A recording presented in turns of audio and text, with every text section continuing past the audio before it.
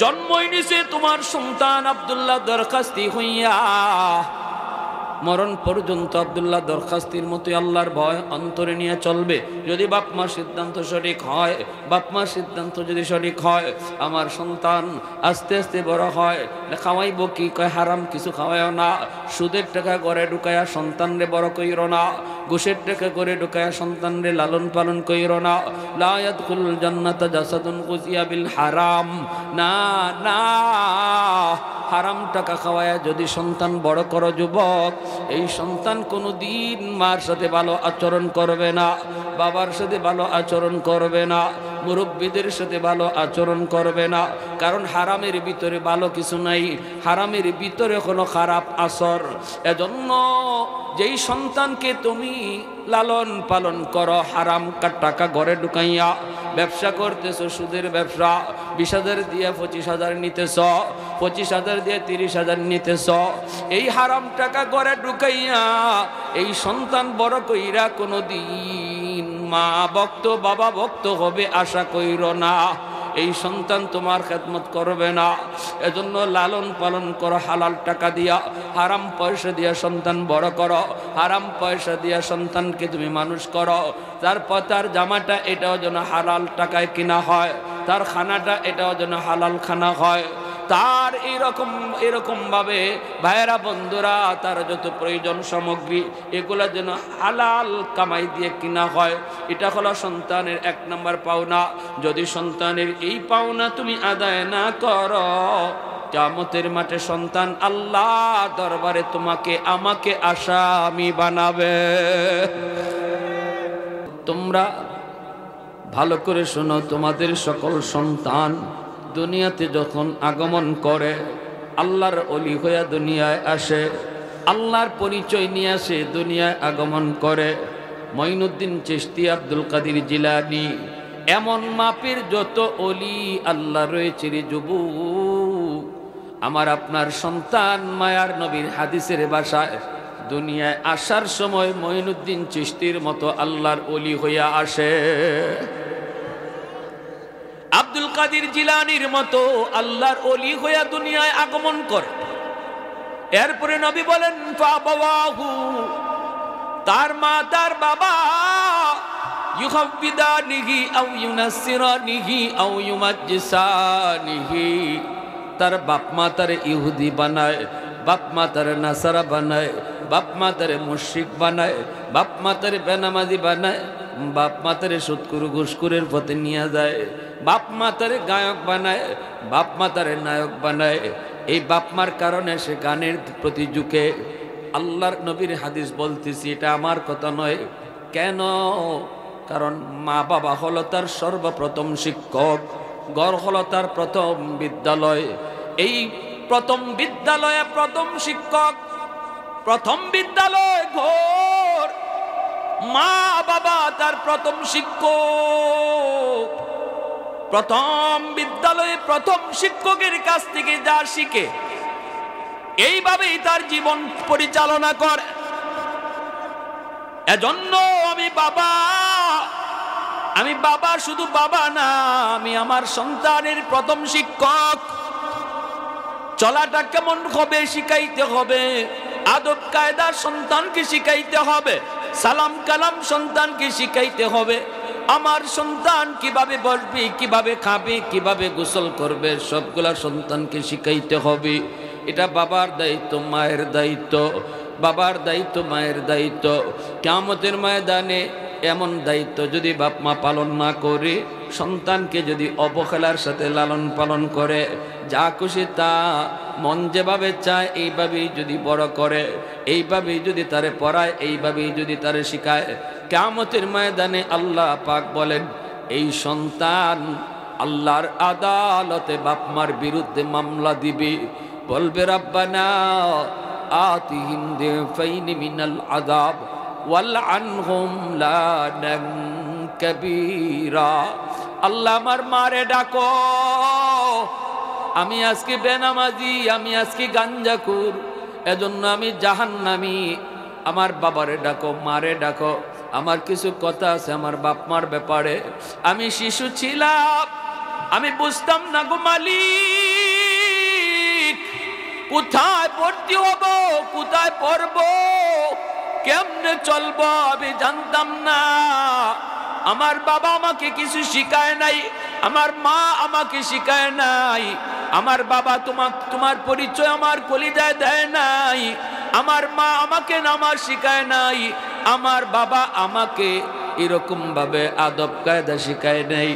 আল্লাহ, যার কারণে আমি এত বড় বেয়াদব হইছি, মুরব্বীদের সাথে বেয়াদবি শিখছি, আল্লাহ বাপ্পার সাথে বেয়াদবি করছি, ও মালিক তোমার সাথেও বেয়াদবি করছি। এত কিছুর পিছনে আমার বাপ মা দায়ী। কেন তারা আমাকে শিশুকালে এমন জায়গায় ভর্তি করাইল না? কেন তারা শিশুকালে আমাকে ঘরের পরিবেশ ঠিক রাখলো না? কেন শিশুকালেই মা আমাকে নিয়ে টেলিভিশন দেখলো? শিশুকালেই আমারে কেন নাচ গান দেখাইলো?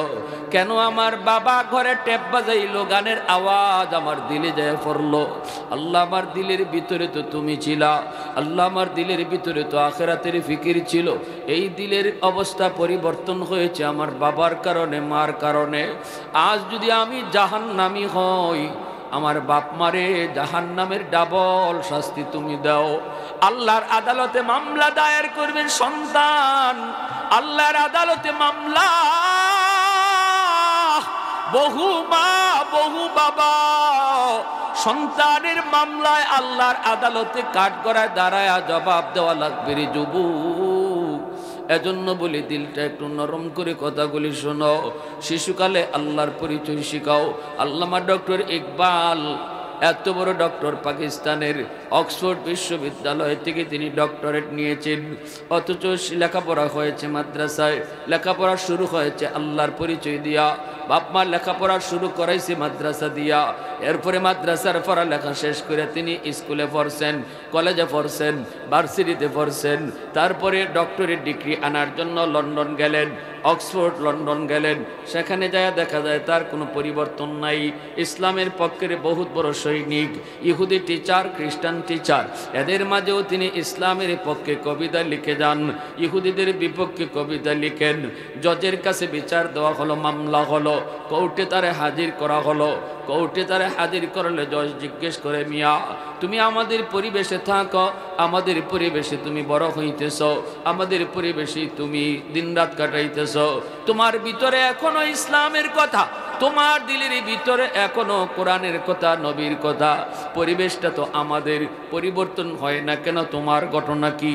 সাথে সাথে আল্লামা ডক্টর ইকবাল বলেছিলেন, শোনো, সময় মতো চারা গাছে আমার মা বাপ পানি দিছে, চারা গাছ বড় হইলে পানি দিয়ে কোনো লাভ নাই। আমি শিশুকালে আমার কলিজা যখন কাদা মাটির মতো, ওই কাদা মাটিতে আমার আল্লাহর নাম, আমার নবীর নাম, কোরআনের কথা, আল্লাহ পাকের নাম দিলের ভিতরে পাথরে খোদাই করে বাপ মাই লিখে দিছে। জোরে কোন সুবহানাল্লাহ। মুসলমানের আওয়াজে কোন সুবহানাল্লাহ। প্রশংসা করব কার? আরে কুজুরে মালিকের নাম, প্রশংসা করব কার? ये जिक्र खुदा दिल में सदा रखने दिया कर, ये जिक्र खुदा दिल में सदा रखने दिया कर, और नक्श खुदा दिल में जमा रखने दिया कर। क्या जाने हो किस लम्हे कोई फضل इलाही, हर वक्त दरे कल्ब खला रखने दिया कर। मुर्शिद की नजर ग़ज़ बसर से न होती है, क्या खुश नजरी खुश नजरी खुश नजरी है। दिल तोड़ के दिल जोर दिया सबका खुदा से, क्या दिल शिकानी दिल शिकानी दिल शिकानी है। एक जोरे सुरे कन अल्लाहु আকবার। আল্লামা ডক্টর ইকবাল বলে, ও দুনিয়ার মানুষ, এখানেই শেষ নয়, এখানেই শেষ নয়। আমার মা আমার বাবা যখন আমাকে অক্সফোর্ডে পাঠায়, মা কইতেছে, বাবা টিচার হলো 46 জন, একজনও মুসলমান না, ইহুদি আর খ্রিস্টান। ডানে তাকাইলে ইহুদি, বামে তাকাইলে খ্রিস্টান, সহপাঠী যারা আছে এরাও ইহুদি খ্রিস্টান। এই জায়গার ভিতরে তুমি কেমন করে মুসলমানি নিয়ে বাঁচবা? আমি মার ভয় হয় বাবা, কিন্তু বাবা আমার একটা বিশ্বাস, তোমার দিলে শিশুকালে আমি আল্লাহর নাম, নবীর নাম, আখিরাতের ফিকির ঢুকায় দিছি বাবা। বিশ্বাস আমার তোমার পরিবর্তন হবে না। তবে বাবা এরপর আমি মা তোমাকে একটা সুরমাদানি দিয়ে দিলাম রে বাবা। এই সুরমাদানিটা আমি মা হজের সময় আমার নবীর রওজার কাছ থেকে আনছি। এই সুরমাদানিটা চুকে লাগায়া তুমি ক্লাসে ঢুইকো। এই সুরমাদানি থেকে সুরমা চুকে লাগায়া তুমি ক্লাসে ঢুইকো। আমার মন বলে ইহুদি খ্রিস্টান দেখবা না। আল্লামা ডক্টর ইকবাল বলেন, আমি যখন এই সুরমা লাগায়া ক্লাসে ঢুকতাম তখন আর ইহুদ খ্রিস্টান দেখতাম না, সরাসরি মদিনার রওজাওয়ালা নবীকে দেখতে পেতাম। আরে কুজুরে সুবহানাল্লাহ। কতটা বাপ মা দায়িত্বশীল ছিলেন, কতটা দায়িত্বশীল ছিলেন। এরে যুবক, এজন্য একটু দিলটা নরম করে কথাগুলো শোনো। সৈয়দ শাহ আব্দুল্লাহ দরখাস্তি রাহিমাহুল্লাহ, আব্দুল্লাহ দরখাস্তি রাহিমাহুল্লাহ, ইনি গেলেন আল্লাহর নবীর রওজায়, নবীকে সালাম জানাইলেন। সালাম জানাইলেন কেন? কই শিশুকালেই তো বাপ মা মাদ্রাসায় পড়ায় দিছি, দিলের ভিতরে আল্লাহর পরিচয়, নবীর মহব্বত ঢুকাইয়া দিছি। রওজার পাশে যেয়ে তিনি সালাম জানালেন, আল্লাহর নবীর সালামের জবাব দিলেন, শুনতে পেলেন। এরপরে রওজা শরীফের কাছে তিনি শুয়ে পড়ছেন। শোয়া মাত্রই তিনি দেখেন আল্লাহর নবীকে স্বপ্নে। সুবহানাল্লাহ। মান রাআনি ফিল মানাম ফাকাদ রাআনি ফাইন্নাশ শাইতানা লা ইয়াতামাসসালু বি। নবী বলেন, যারা আমাকে স্বপ্নে দেখলো সে বাস্তবেই আমাকে দেখলো। যে আমাকে স্বপ্নে দেখলো সে বাস্তবেই আমাকে দেখলো। আর কারণ হলো শয়তান নবীর সুরত ধরতে পারে না। যদি কেউ স্বপ্নে আল্লাহর নবীরে একবার দেখতে পারে রে যুবক, তার জন্য জান্নাত ওয়াজিব, জাহান্নাম আল্লাহ হারাম করে দেয়। বাস্তবেই দেখা হয় নবীরে স্বপ্নে দেখলে। এক লোকে নবীরে স্বপ্নে দেখছে, আল্লাহ নবীরে স্বপ্নে দেখছে, পরে নবী খুশি বলতেছেন, নবীর সাথে কথা হয়, কথা হইলে পরে আল্লাহ নবী বলতেছেন, নাও তোমারে কি আর দিমু, আমার মাথার চুল দিয়ে দিলাম। হযরত আলীর মনের ভিতরে প্রশ্ন, সবাই রে দিলেন নবী তিনটা চারটা করে, আমাকে কেন দিলেন একটা? কিন্তু প্রশ্ন করেন নাই। প্রশ্ন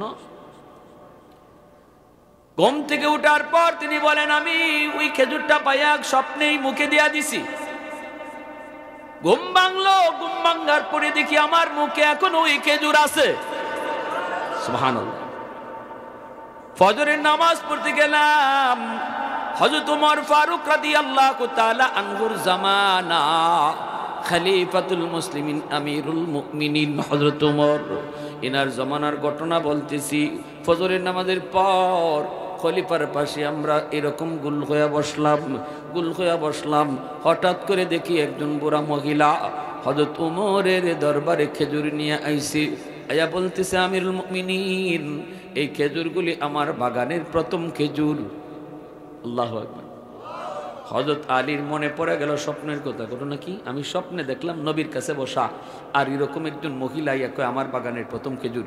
এখন ওমরের পাশে বসা, আরে দেখা যায় বাস্তবে একজন মহিলা ইয়া কইতেছে আমার বাগানের প্রথম খেজুর, আপনি আপনার সাথীদেরকে নিয়ে খেজুরগুলা খান।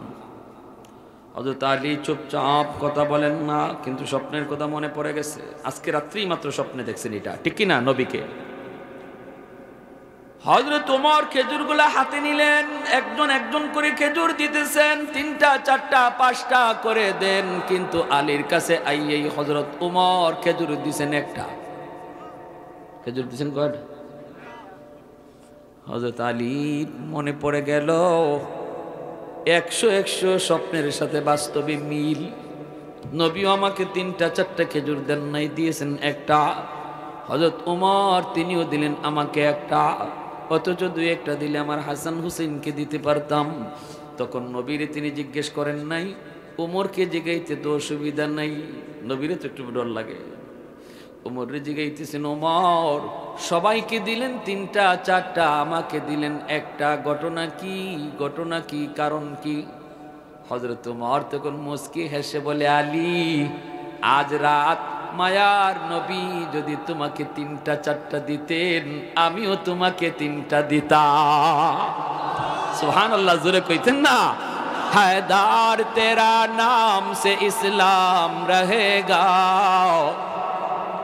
हैदार तेरा नाम से इस्लाम रहेगा, दुनिया की शजात में तेरा नाम रहेगा, दुनिया की शजात में तेरा नाम रहेगा। फारूक तेरा नाम से इस्लाम रहेगा, दुनिया की अदालत में तेरा नाम रहेगा, दुनिया की अदालत में तेरा नाम रहेगा। मुआविया तेरा नाम से इस्लाम रहेगा, दुनिया की सियासत में तेरा नाम रहेगा, दुनिया की सियासत में तेरा नाम रहेगा। একটু জোরে সুরে কোন আল্লাহু আকবার। হযরত মাওলানা আব্দুল্লাহ দরখাস্তি রাহিমাহুল্লাহ ইনি স্বপ্নে আল্লাহ নবীরে দেখতেছেন।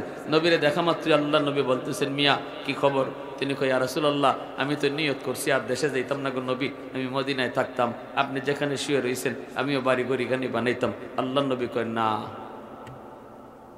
পাকিস্তান চলে যাও, যে দিনের খেদমত করো, মাদ্রাসায় পড়াও আর খতমে নবুয়তের আন্দোলন করো। আল্লাহু আকবার, সুবহানাল্লাহ, জোরে কোন না। এলাকায় যায় খতমে নবুয়তের আন্দোলন করো। আমি নবীর খতমে নবুয়ত যেই ডাকাতের দল চিন্তাই করতে চায়, এদের বিরুদ্ধে রুখে দাঁড়াও, খতমে নবুয়তের আন্দোলনে শরীক হও, খতমে নবুয়তের আন্দোলনে শরীক হও। আর আমার আওলাদ সৈয়দ শাহ আতাউল্লাহ বুখারী, আমার আওলাদ, নবী বলছেন, আমার আওলাদ সৈয়দ শাহ আতাউল্লাহ বুখারীকে আমার সালাম দিও আর কইও তার খতমে নবুয়তের আন্দোলনে আমি নবী তার উপর খুশি। সুবহানাল্লাহ। ও ভাই, বুঝো না একটু, দেখো না আমাদের আকাবিরদের কথা। এমন একটা ছেলে সকল বাপ মাই আশা করে কি করে না, কিন্তু আমাদের কিছু দায়িত্ব তো আছে ভাই, দায়িত্ব আছে। শিশুকালে দায়িত্বগুলো ভুল করলে এমন সন্তানের আশা করা যাবে না। সন্তান আতাউল্লাহ বুখারী হবে না, আব্দুল্লাহ দরখাস্তি হবে না, হবিঞ্জের মুহাদ্দিস সাহেব হবে না, অলিপুরীর মতো হবে না। কিন্তু মন থেকে তো সবাই চাই আমার সন্তানটা যদি এমন হইতো, তাহলে কিছু দায়িত্ব বাপ মারও আসেনি না নাই। তিনি চলে আসলেন পাকিস্তান, আয়া সৈয়দ আতাউল্লাহ বুখারী রাহিমাহুল্লাহর কাছে হাজির। অসুস্থ মানুষ বিছানায় পড়া, সেই সালাম দিয়া বলেন, হযরত আল্লাহর নবী আপনাকে সালাম জানাইছেন। ঘুম থেকে বিছানা থেকে লাফ দিয়ে উঠে গেলেন। বলে, কও কি তুমি? নবী আমারে সালাম দিয়েছেন। বলে, হওয়ার আল্লাহর নবী বলেছেন নবী আপনার উপরে খুশি, আপনি খতমে নবুয়তের আন্দোলন করেন, এজন্য আল্লাহর নবী আপনার উপরে খুশি সংবাদ দিতে বলছেন। সৈয়দ শাহ আতাউল্লাহ বুখারী তিনি নবীর বংশের মানুষ, এজন্য তিনি খুশিতে আত্মহারা। কে সৈয়দ শাহ আতাউল্লাহ বুখারী? খুশিতে আত্মহারা হয়ে বলতেছেন, একটু কও না, ও বাবা কও না, আমার দাদা জানকে আমার নাম দইরা কইছেন নাকি? আব্দুল্লাহ দরখাস্তি কয়, হ নবী আপনার নাম, নবীর জবান দিয়ে উল্লেখ করেছেন। কে সেই সৈয়দ শাহ আতাউল্লাহ বুখারী রাহিমাহুল্লাহ, যিনি অখণ্ড ভারতের পক্ষে ছিলেন, অখণ্ড ভারতের পক্ষে কুতবুল আলম শাইখুল ইসলাম হুসাইন আহমদ মাদানী রহমাতুল্লাহি আলাইহি, ইনি অখণ্ড ভারতের পক্ষে ছিলেন। পাকিস্তান বিভক্তের প্রয়োজন নাই, ভারতবর্ষ আমরা এক হয়ে থাকবো। পূর্ব পাকিস্তান, পশ্চিম পাকিস্তান, ভারত মিললে আমরা এক রাষ্ট্র। এটা ছিল মাদানী রহমতুল্লাহ আলাইহির থিওরি, সৈয়দ শাহ আতাউল্লাহ বুখারী রহমতুল্লাহি আলাইহির থিওরি। এজন্য মুসলিম লীগ যারা করত, যারা খণ্ড ভারতের পক্ষে ছিল, বলে না ভারতের সাথে আমরা থাকতাম না, এরা হিন্দু বেশি, আমরা আলাদা হয়ে যাইমু। এরা অখণ্ড ভারতের পক্ষে যারা ছিলেন তাদেরকে ভালো জানত না, তাদের সাথে বিদ্বেষ রাখত, এমনকি তাদেরকে মাঝে মাঝে লাঞ্ছনাও করত। কুতবুল আলম শাইখুল ইসলাম হুসাইন আহমদ মাদানী রহমতুল্লাহি আলাইহি, ইনাকেও কয়েক জায়গায় লাঞ্ছিত করা হয়েছে শুধুমাত্র অখণ্ড ভারতের পক্ষে থাকার কারণে। অথচ কুতবুল আলম সৈয়দ হুসাইন আহমদ মাদানী তিনি বলেন, আমি অখণ্ড ভারতের পক্ষে আমি নিজের ইচ্ছায় আসি নাই। স্বপ্ন যুগে দাদা যান তিনি মানেন, নবীকে বলতেছেন, স্বপ্ন যুগে আমার দাদা যান নবীজি আমাকে বলেছেন, হুসাইন অখণ্ড ভারতের পক্ষে থাকবা। এটা মুসলমানদের জন্য গৌরবের বিষয়। যদিও হিন্দুস্তানে হিন্দুরা বেশি, যদিও তারা এই ভারতবর্ষে হিন্দুর সংখ্যা বেশি, কিন্তু এরপরও 750 বছর মুসলমান শাসন করেছে, ঠিক না? হ্যাঁ, মুঘল সম্রাটের ইতিহাস আমরা পড়ছি না? এই ভারতের রাজা বাদশাহ কারা ছিল? মুসলমান। সংখ্যায় মুসলমান কম, কিন্তু বাদশাহী করেছে মুসলমানরা। হিন্দুরা তাদেরকে মান্য চলছে। এজন্য মদনী রহমতুল্লাহ আলাইহির কথা, অখণ্ড ভারতের পক্ষে যারা ছিলেন তাদের কথা হইল, যদি আমরা এক হয়ে থাকি তাহলে বিশ্বে আমরা একটা পরাশক্তি থাকবো। এত বড় দেশ, আমাদের দেশকে নিয়ে কেউ চিন্তা করলেও ভাবতে হবে। আর যদি বাক হয়ে যায় শক্তি কমে যাবে, মিল্লে থাকলে শক্তি বেশি থাকবে। আর আমাদের উপরে হিন্দুরা কর্তৃত্ব করবে না, সংখ্যা বেশি হইলেও এরা পারবে না, কারণ মুসলমানের মনের ভিতরে ঈমান আছে। হিন্দুদের আর অমুসলিমদের তো ঈমান নাই। ঈমান যাদের নাই এরা মুর্দা, আর ঈমান যাদের আছে এরা জিন্দা। এটা আল্লাহ নবীর হাদিস। নবী বলেছেন, যার দিলের ভিতরে ঈমান আছে সে জিন্দা, যাদের দিলে ঈমান নাই সে মুর্দা। এজন্য ইয়ারমুকের যুদ্ধে খালিদ বিন ওয়ালিদ রাদিয়াল্লাহু তাআলা আনহু 60,000-এর মোকাবেলায় তিনি একা দাঁড়ায় গেছিলেন। তখন সেনাপতি জিজ্ঞেস করেছেন, একা কোন সাহসে দাঁড়াইছো? কই সাহস বুঝি না, তবে আল্লাহ নবীর একখান হাদিস জানি। নবী বলছেন, যাদের ঈমান নাই এরা মুর্দা, আর যার ঈমান আছে হে জিন্দা। 60,000 যে ময়দানে আইছে, নবীর ভাষায় সব মুর্দা, আর আমি খালিদ একা জিন্দা। অতএব একজন জিন্দা মানুষের জন্য 60,000 না, 60 লাখ মুর্দাও যদি থাকে কোনো অসুবিধা নেই। ঠিক কিনা? জোরে খন, আরো জোরে বলেন। আজকে বর্তমানের গাজায়, ফিলিস্তিনের গাজায় যা চলছে, মুর্দার সাথে জিন্দার লড়াই। এজন্যই তো ইসরায়েলি সৈন্য 3 থেকে 4 লাখ, কিন্তু জিন্দা মুজাহিদ মাত্র 30 থেকে 40,000। প্রতি রাত এই মুর্দার আমারি খাইতেছে আর মুর্দা হয়ে ফিরতেছে। বাধ্য হয়ে ইসরায়েলের প্রধানমন্ত্রী ইসরায়েলি সেনাদেরকে গাজা থেকে ফিরায় নিতেছে। আমেরিকা এসেছিল ভূমধ্য সাগরে আর বলেছিল, আমি তোর পাহারাদার। আমেরিকা এখন আমেরিকায় ভাগতেছে।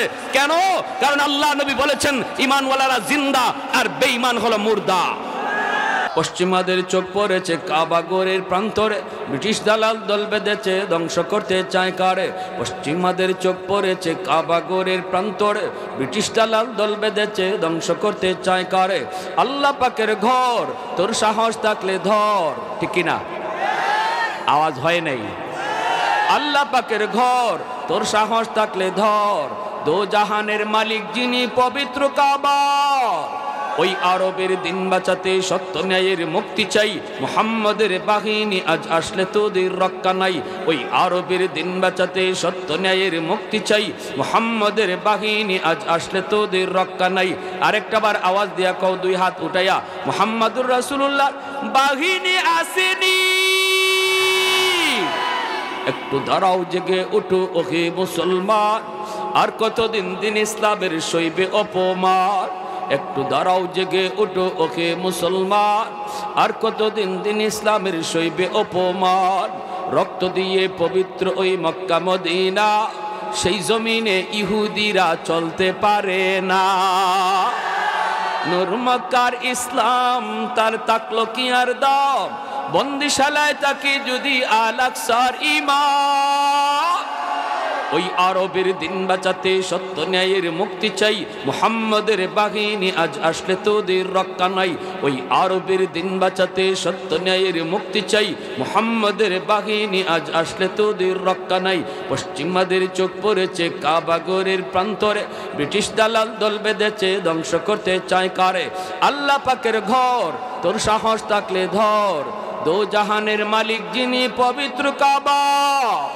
ওই আরবের দিন বাঁচাতে সত্য ন্যায়ের মুক্তি চাই, মুহাম্মদের বাহিনী আজ আসলে তোদের রক্ষা নাই। আরেকটা বার 2 হাত উঠায় বলো, মুহাম্মাদুর রাসূলুল্লাহর বাহিনী আসেনি। একটু জোরে বলো আল্লাহু আকবার। আরো জোরে আল্লাহু আকবার। আল্লাহু আকবার। তকবস্কানির মাটি কাঁপতইব। ঠিক কিনা? দূরে বলেন। আমরা ভয় পাই কারে? শুধু কারে? কোন নেতারে না, নেত্রীরে না, কোন লিডারে না, ভয় পাই শুধু কারে? প্যারে হাজিরিন। হ্যাঁ, এজন্য বলি সাবধান, কুশে কুশে কথা কইও। আমরা কিন্তু আতাউল্লাহ বুখারীর উত্তরসূরি, আব্দুল্লাহ দরখাস্তের উত্তরসূরি। আমরা কুশে কুশে কথা কইও, কুশে কুশে সিদ্ধান্ত নিও।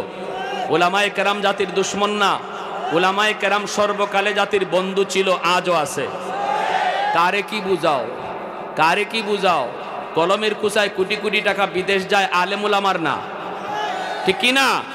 কোন আলেমের কলমের কুচায় কোটি কোটি টাকা বিদেশ যায় না। হ্যাঁ, একটু হিসাব করে কথা কইও। দেশের 12টা বাজাইছে কারা? উলামায়ে কেরাম না। উলামায়ে কেরামের দ্বারা দেশের সর্বদা ফায়দাই হয়, ক্ষতি হয় না। যা জলে ডুবাইছো সব তোমরা ডুবাইছো, তোমরা ডুবাইছো। হ্যাঁ, আর আঙ্গুল তুলো ইবাই, 3 আঙ্গুলে তোমারে বাস দেয়। ওই যে হুজুর, ওই যে হুজুর, 3 আঙ্গুলে কয় হুজুর কইস না, তোর বাইসা, ঠিক কিনা জোরে কর। তুই যে কত বড় ডাকাইত আমি আঙ্গুলে চিনি, মানুষে না চিনল। ইয়ারে হাদিরিন, এজন্য বলি দুঃখে কলিজা ফেটে যায়। কি কইমু কি? আজকে দুনিয়ার সব কাফির কুফার এক হয়ে গেছে, মুসলমান এক হইতে পারে না। সৌদির বাদশা এখনো নাক দেখায় ঘুমায়, হে এখনো স্বর্ণের কমোটো পাখানা করে, শাকেরারে আইনা গান গাওয়ায়, আর গাজায় রক্ত ঝরে। জবাব দিতে রেডি থাকো। এ জীবন জীবন নয়, এই চেয়ার চেয়ার নয়। আজকে ফুলের মালা, কালকে জুতার মালা। ফসা রাজনীতির রেজাল্ট, আজকে ফুলের মালা, কালকে জুতার মালা।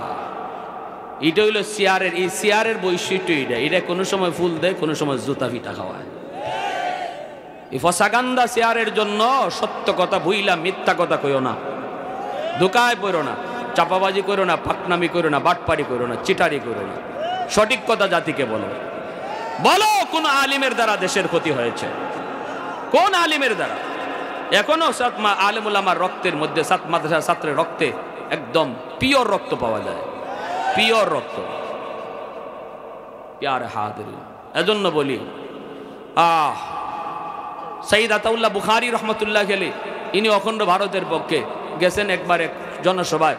জনসভায় যতগুলা মানুষ আছিল অধিকাংশ মানুষ হইল মুসলিম লীগের, এরা খণ্ড ভারতের পক্ষে। ওনারে দেখকেই ফাতর মারা শুরু করছে, বৃষ্টির মতো ফাতর। কিন্তু একটা ফাতরও আল্লাহর ওলির গায়ে পড়ে না। অদৃশ্য একটা খাঁচার মতো, লোহার খাঁচা ওনার চতুর্দিকে ছিল। সবাই দেখতেছে ফাতর মারে, কিন্তু গায়ে পড়ার আগেও কের সাথে জানি লাগে টাস করে ফাতরটা দূরে ফিরে যায়। এরা ডরাইতেছে, হুজুরের বাপ বেশি ভালো না, কোন সময় কিতাব ফুটবো, বাবা এখানে বাইরে গে খার হইতো না, এ বাইনা সঙ্গে ফুয়াই যা তুই লোকের লেগে। ওলি আল্লাহর জমিন, ঠিক না? হ্যাঁ, চনমিয়া শেখ শাহ হুজুরের জমিন, গেদুমিয়া শেখ শাহ হুজুরের জমিন, এই জমিন ওলি আল্লাহর জমিন। যে জিনারা পাকিস্তানে আইয়ুব খান পর্যন্ত হিসাব করে চলছে না, আইয়ুব খান বুইরা আঙ্গুল দেখাইছে।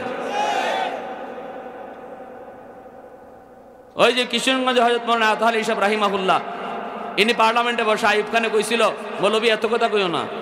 উনি কয় কি কথা কইতাম না, মানে কোরআন বিরোধী আইন করবা, কথা কইতাম না।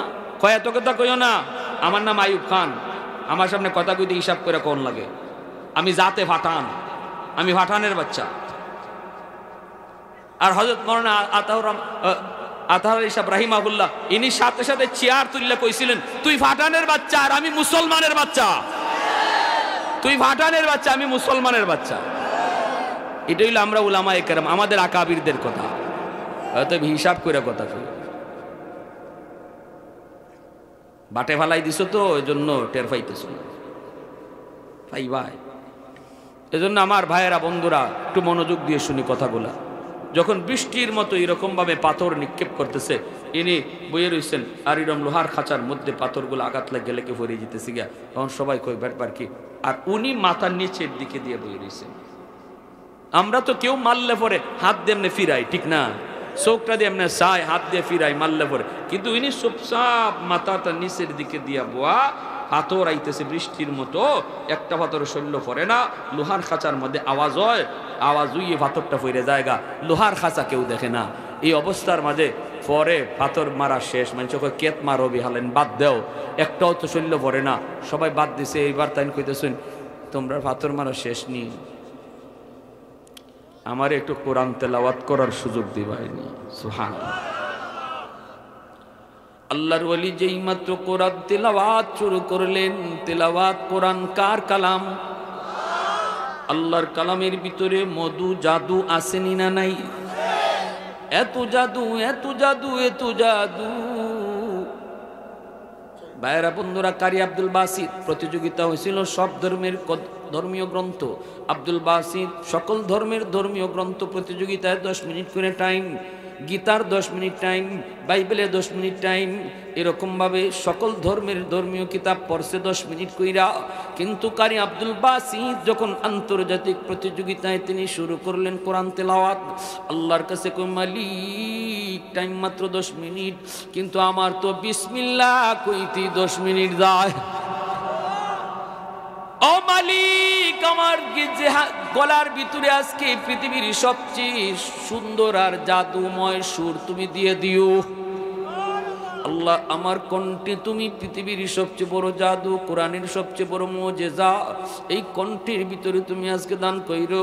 এই বইনা চোখের পানি জড়ায় আল্লাহর কাছে কাইন্দে যখন আউযুবিল্লাহ বিসমিল্লাহ কইয়া টান দিল, বিচারকগুলি সব জ্ঞান হারায়া, টাইম টুম দেখা বাদ দিয়া এক পলকে কারি আব্দুল বাসিতের দিকে তাকায় রইল। কই যায় 10 মিনিট, কই যায় 15 মিনিট, কই যায় 20 মিনিট, খবর নাই, খবর নাই, খবর নাই। আধা ঘন্টা চলে গেল, আল্লাহর কোরআন তিনি তিলাওয়াত করেন, আধা ঘন্টা চলে গেল। ওই অবস্থায় একজন মানুষ হঠাৎ করে বিচারকের পাশে কে ঠেলা দেয়, ও মিয়া একটু গরির ফাঁসাও, গরির ফাঁসাও। এমনি হুশ ফিরছে, হুশ ফিরে তাকে দেখে আধা ঘন্টা চইলা গেছে, আধা ঘন্টা। আল্লাহু আকবার জোরে বলেন। ওই বিচারকের বিরুদ্ধে আন্তর্জাতিক আদালতে মামলা হলো, বিচারককে হাজির করা হলো। সব ধর্মের ধর্মীয় গ্রন্থ তুমি সুযোগ দিলা 10 মিনিট, কোরআন কেন টাইম দিছো তুমি আধা ঘন্টা? বিচারক কই, জাহাপনা, আপনার বিচারের একটা অনুচ্ছেদে আছে, পাগলের কোনো বিচার নাই, জ্ঞানহারা মানুষের কোনো বিচার নাই। আমি তো ওই সময়ে কোরআন তিলাওয়াত শোনার পর আমার কোনো জ্ঞান ছিল না, স্বাভাবিক জ্ঞান ছিল না। কখন 10 মিনিট যায়, কখন 20 মিনিট যায় আমি বুঝি নাই। আল্লাহর কোরআন তিলাওয়াতে এত জাদু, এত জাদু আমি আগে জানতাম না, আগে জানতাম না। সাথে সাথে ওই বিচারককে বেকসুর খালাস দেওয়া হয়। একটু জোরে কন্যা সুবহানাল্লাহ। আল্লাহর কোরআন তেলাওয়াত আজকে তুমি করো না যুবক, তোমার ঘরে আজকে গানের আওয়াজ বাজে, কোরআনের তেলাওয়াত বাজে না। মুসলমানের ঘরে আজকে ফজরের পর গানের আওয়াজ শোনা যায়, কোরআন তেলাওয়াতের আওয়াজ আর আগের মতো শোনা যায় না। এত সুন্দর মালিকের কালাম, এত সুন্দর মালিকের কালাম শোনা যায় না, তোমার ঘর থেকে আওয়াজ আসে না। ভাইয়েরা বন্ধুরা, ওই অবস্থায় তিনি বলেন, ভাইয়েরা রে, আমাকে একটু সুযোগ তোমরা দিবানি, আমি আমার মালিকের একটু কালাম তেলাওয়াত করব। সাথে সাথে জনগণ কই, শ্রোতারা কই, ঠিক আছে তেলাওয়াত করবেন, অর্থ করবেন না, কারণ ওনারে তো ভালো পায় না, ইনি অখণ্ড ভারতের পক্ষে, এজন্য কই তেলাওয়াত করবায়, অর্থ করতে পারতায় না। ইনি কই, ঠিক আছে অর্থ করব না। আল্লাহর কুরআন জাদুমাকা সুরে যখন তিনি তিলাওয়াতে টান দিলেন, সাথে সাথে ওই জনগণগুলি সবাই এরকম বিমুখ হয়ে গেল। একটু পরেই সবাই কই, হুজুর বেয়াদবি মাফ করবেন, আর একটু তিলাওয়াত শোনান। চোখে পানি চলে আসলো, সবাই কান্দে কান্দে চোখের পানিতে ভিজে যায়। এইবার হুজুরের কাছে, হুজুর আমরা আপনারে মারলাম, আমরা আপনার দিকে পাথর মারলাম, কিন্তু আপনি মাথা নিচের দিকে দিয়ে বসা, চোখটা মুইজা নিচের দিকে বসা, পাথর ফিরাইলেন না, একটু তাকাইলেন না, ঘটনা কি কিছু বুঝলাম না। সৈয়দ শাহতাউল্লাহ বুখারী জবাব দিতে যায়, চোখ দিয়ে পানি চলে আসছে। তিনি বলতেছেন, রে বাবা, কিয়ামতের ময়দানে যদি আমার নানা যান, আমারে জিজ্ঞেস করে, আতাউল্লাহ তোরে কেডায় কেডায় পাথর মারছে, আমি নবীরে ক। ওই দিন যেন আমি কইতাম পারি, নবী গো আমি এরারে দেখছি না। ওই দিন আমার নবী, আমার দাদা যান যদি আমারে জিজ্ঞেস করে, আতাউল্লাহ তোরে কেডায় কেডায় পাথর মারছে ক, ওই দিন যেন আমি কইতাম পারি, নবী গো আমি চোখ নিচিদা রাখছিলাম, দেখছি না। এজন্যই তো আমার নবী দয়ার নবীর আখলাক ছিল উলামায়ে কেরামের কাছে। নবী খুলুকে আজিমের অধিকারী, এই উম্মতের উলামায়ে কেরাম খুলুকে আজিমের অধিকারী। আমার নবী তায়েফের ময়দানে আক্রান্ত হন, নবীর শরীর থেকে রক্ত ঝরে, ফেরেশতা এসে কয় নবী গো কোন চাপা দিয়ে সবগুলিরে মাইরা ফেলি। কিন্তু নবী কয় আল্লাহ আমার কম বুঝে না মাইরো না। আল্লাহুম্মা হদি কওমি ফাইন্নাহুম লা ইয়ালামুন। এই আদর্শ হলো উলামায়ে কেরামের কাছে মাইর খায়, এরপর অভিযোগ আল্লাহর কাছে দেয় না। সাইয়্যিদাতুল্লাহ বুখারী কয় আমি যদি ওই দিন চোখ দিয়ে দেখি তাহলে নাম নবীর কাছে কয়ে দেওয়া লাগবে, সেদিন আল্লাহর নবীর সুপারিশ ওরা পাবে না। এজন্য আমি নবীর কইছি নবী গো নবীরে কইমু না গো দানা জান আমি একজন চিনি না।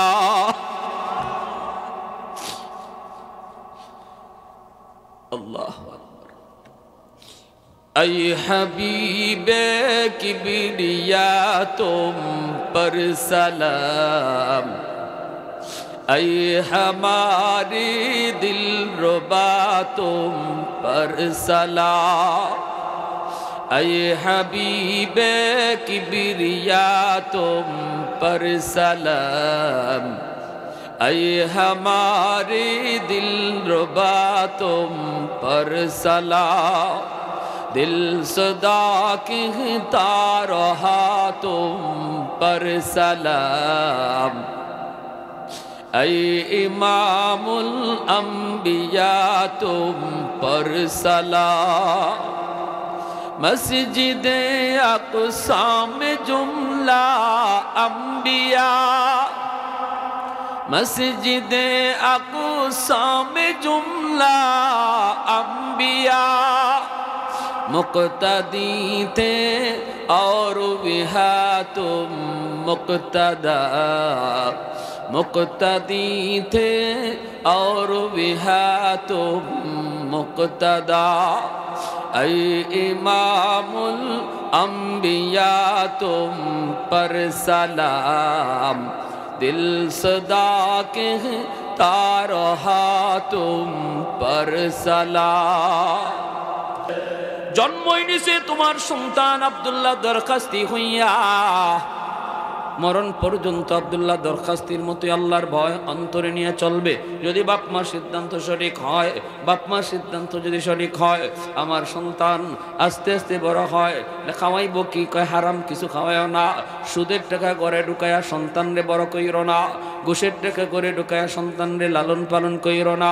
লা ইয়াদখুলুল জান্নাতা জাসাদুন গুযিয়া বিল হারাম, না না, হারাম টাকা খাওয়ায়া যদি সন্তান বড় করো যুবক, এই সন্তান কোনো দিন মার সাথে ভালো আচরণ করবে না, বাবার সাথে ভালো আচরণ করবে না, মুরব্বীদের সাথে ভালো আচরণ করবে না। কারণ হারামের ভিতরে ভালো কিছু নাই, হারামের ভিতরে কোনো খারাপ আসর। এজন্য যেই সন্তানকে তুমি লালন পালন করো, হারাম টাকা ঘরে ঢুকাইয়া ব্যবসা করতেছো, সুদের ব্যবসা, 20,000 দিয়ে 25,000 নিতেছ, 25,000 দিয়ে 30,000 নিতেছ, এই হারাম টাকা ঘরে ঢুকাইয়া এই সন্তান বড় কইরা কোনো দিন মা ভক্ত বাবা ভক্ত হবে আশা কইরো না। এই সন্তান তোমার খেদমত করবে না। এজন্য লালন পালন করো হালাল টাকা দিয়া, হারাম পয়সা দিয়া সন্তান বড় করো, হারাম পয়সা দিয়া সন্তানকে তুমি মানুষ করো। তারপর তার জামাটা এটাও যেন হালাল টাকায় কিনা হয়, তার খানাটা এটাও যেন হালাল খানা হয়, তার এরকম ভাবে ভাইয়েরা বন্ধুরা তার যত প্রয়োজন সামগ্রী এগুলা যেন হালাল কামাই দিয়ে কিনা হয়। এটা হলো সন্তানের 1 নম্বর পাওনা। যদি সন্তানের এই পাওনা তুমি আদায় না করো, কিয়ামতের মাঠে সন্তান আল্লাহ দরবারে তোমাকে আমাকে আসামি বানাবে।